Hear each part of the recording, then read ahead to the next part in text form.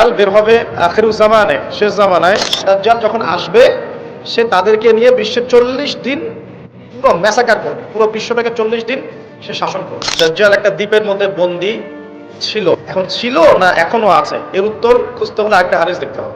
তো নবী সাল্লাল্লাহু আলাইহি ওয়াসাল্লাম যদি শিওর হবেন যে সে দ্বীপেই বন্দী আছে, তাহলে মদিনায় একজন ছেলেকে এভাবে ডেকে ইনভেস্টিগেট করার কি প্রয়োজন আছে?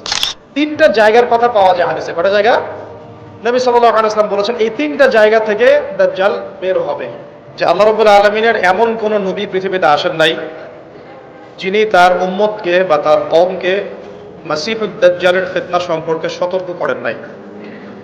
উদাহরণ দিতে গিয়ে নবী সাল্লাল্লাহু আলাইহি ওয়াসাল্লাম বলেছিলেন যে এমনকি নূহ আলাইহিস সালাম তিনি পর্যন্ত তার কওমকে দাজ্জালের ফিতনা সম্পর্কে সতর্ক করেছেন। এমন কোন নবী ছিলেন না যিনি তার কওমকে দাজ্জালের ফিতনা সম্পর্কে সতর্ক করেন নাই। এমনকি নূহ আলাইহিস সালাম পর্যন্ত করেছেন। নূহ আলাইহিস সালামের তার কওমকে দাজ্জালের ফিতনা সম্পর্কে সতর্ক করার কি প্রয়োজন ছিল? কারণ আমরা তো জানি যে দাজ্জাল বের হবে রাসূল সাল্লাল্লাহু আলাইহি ওয়াসাল্লামের উম্মতের মধ্যে। কথা ঠিক না বেঠিক?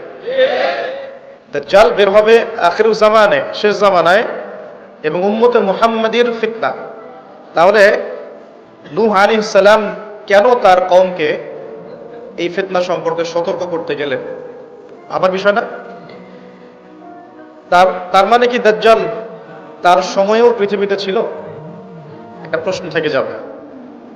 আমরা জানি না, হয়তোবা থাকতেও পারে, কে জানে? শুধু আল্লাহ জানেন। আমরা কিন্তু স্পষ্ট করে বলতে পারবো না তিনি ছিলেন কি না। আমরা এতটুকু জানি হাদিস থেকে রাসূলুল্লাহ সাল্লাল্লাহু আলাইহি ওয়াসাল্লাম বলেছেন, তামিম দারি একজন সাহাবী, কি নাম? তামিম দারি রাদিয়াল্লাহু আনহু। তিনি একবার 30 জন বা 40 জন সাথীকে নিয়ে সাগরে সফর করতে শুরু করলেন। প্রচন্ড ঝড় আসলো, সাগর তাদেরকে প্রায় 1 মাস সমুদ্রের মধ্যে ঘুরালো। এক পর্যায়ে একটা দ্বীপে তারা নোঙর করতে পারলেন। সেই দ্বীপে তারা একটা প্রাণীকে দেখতে পেলেন, যেই প্রাণীর গায়ে প্রচুর লোম ছিল। কি ছিল? লোম। এত বেশি লোমকূপ যে তার চেহারা কোনটা আর পিছন দিক কোনটা এটা আইডেন্টিফাই করা যাচ্ছে না। এবং বিস্ময়কর বিষয় হচ্ছে এই প্রাণী কথা বলা শুরু করলো। তারা বলল, তোমরা কারা? তারা বলল, আমরা আরব থেকে এসেছি। এরকম কিছু কনভারসেশন হলো। তখন সেই প্রাণী বললেন বা বলল, তোমাদের অপেক্ষা করছে একজন ব্যক্তি, আমার সাথে আসো। তো তারা গিয়ে দেখলেন শেকল দিয়ে একজন ব্যক্তিকে বাঁধা আছে, যেই ব্যক্তি খুবই শক্তিশালী, তাকে শেকল দিয়ে বেঁধে রাখা হয়েছে। এবং সেই ব্যক্তি তাদেরকে জিজ্ঞাসা করছিল, তোমরা কোত্থেকে এসেছো? তামিম দারি রাদিয়াল্লাহু আনহু তিনি বলছেন, আমরা মক্কা থেকে এসেছি, মদিনা মক্কা থেকে এসেছি। কি উদ্দেশ্যে? এই উদ্দেশ্যে। তোমাদের সেখানে একজন ব্যক্তি আছে মুহাম্মদ, তার কি খবর? তামিম দারি রাদিয়াল্লাহু আনহু বলছেন, তার খবর হচ্ছে বালতির মতো। কিসের মতো? বালতির মতো। কখনো তিনি বিজয় লাভ করছেন, কখনো আবার মুশরিকরা বিজয় লাভ করছেন। মানে বদরের যুদ্ধে তিনি জয়লাভ করেছেন, উহুদের যুদ্ধে আবার মুশরিকরা মুসলিমদেরকে বিপর্যয়ের সম্মুখীন করেছেন। জিজ্ঞাসা করলেন, তাবারিয়া হ্রদ চেনো? তিনি বলছেন, হ্যাঁ চিনি। তাবারিয়া হ্রদে কি পানি আছে? তামিম দারি রাদিয়াল্লাহু আনহু বলছেন, হ্যাঁ পানি আছে। এই ব্যক্তি তখন বলছে, অতি শীঘ্রই সেখানে কোনো পানি থাকবে না। আবার প্রশ্ন করছেন, বাইসানের খেজুর গাছের নাম শুনেছ? তামিম দারি বলছেন, শুনেছি। সেখানে কি খেজুর আছে? তামিম দারি বলছেন, প্রচুর খেজুর আছে। এই ব্যক্তি বলছে যে অতি সত্বর সেখানে কোনো খেজুর থাকবে না। এরকম কিছু কথা বলার পরে তামিম দারি তাকে জিজ্ঞাসা করলেন, আপনি কে? এত প্রশ্ন জিজ্ঞাসা করছেন, তুমি কে? তোমার পরিচয় দাও। তখন এই ব্যক্তি বলছিলেন, আমার পরিচয় তোমরা খুব শীঘ্রই জানতে পারবে। অতি শীঘ্রই আমি এই শেকল থেকে মুক্ত হব এবং পুরো পৃথিবীতে আমি 40 দিন রাজত্ব করব। কতদিন? 40 দিন। তবে মক্কা এবং মদিনায় আমি প্রবেশ করতে পারবো না, কারণ সেখানে প্রবেশ করতে ধরলেই দেখা যাবে আল্লাহর ফেরেশতারা খোলা তরবারি হাতে মক্কা মদিনা পাহারা দিচ্ছে। তবে আমি আমার পরিচয় জানিয়ে দিচ্ছি, আমি হচ্ছি মসিহুদ দাজ্জাল। বুঝতে পারলেন? তাহলে দাজ্জালকে দ্বীপে বন্দী অবস্থায় কোন সাহাবী দেখেছেন? তামিম দারি রাদিয়াল্লাহু আনহু। তিনি এসে এই ঘটনা নবী সাল্লাল্লাহু আলাইহি ওয়াসাল্লামকে বললেন। বলার পরে নবী সাল্লাল্লাহু আলাইহি ওয়াসাল্লাম তার চেহারাটা উজ্জ্বল হয়ে উঠল। তিনি মিম্বরে দাঁড়িয়ে বললেন, আমি কি তোমাদেরকে বলিনি এইরকম একটা সত্তার কথা? এমন একটা ভয়ঙ্কর ফিতনার কথা, মাসিহুদ দাজ্জালের কথা। সাহাবীরা বলেন, হ্যাঁ আপনি বলেছিলেন। তামিম দারি আজকে সেটাই দেখে এসেছে, তোমাদেরকে সেই ঘটনা সে ব্যক্ত করছে।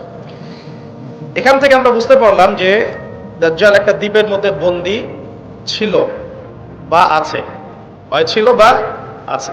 এখন ছিল না এখনো আছে, এর উত্তর খুঁজতে হলে একটা হাদিস দেখতে হবে। এটা কোন হাদিস? সহিহ মুসলিমের। নবী সাল্লাল্লাহু আলাইহি ওয়াসাল্লাম মদিনায় বসবাস করছেন, মক্কা থেকে হিজরত করে মদিনায় এসেছেন। মদিনায় মাশাআল্লাহ তিনি ইসলামিক রাষ্ট্র প্রতিষ্ঠা করেছেন। বদরের যুদ্ধ হয়েছে, উহুদের যুদ্ধ হয়েছে, খন্দকের যুদ্ধ হয়েছে। ইসলামের একটা পুরো খিলাফা স্টেট যেটা আমরা বলি সেটা কায়েম হয়েছে। এর মধ্যে খবর এলো একজন ইহুদি মায়ের একটা সন্তান আছে, একজন ইহুদি মায়ের একটা সন্তান হয়েছে।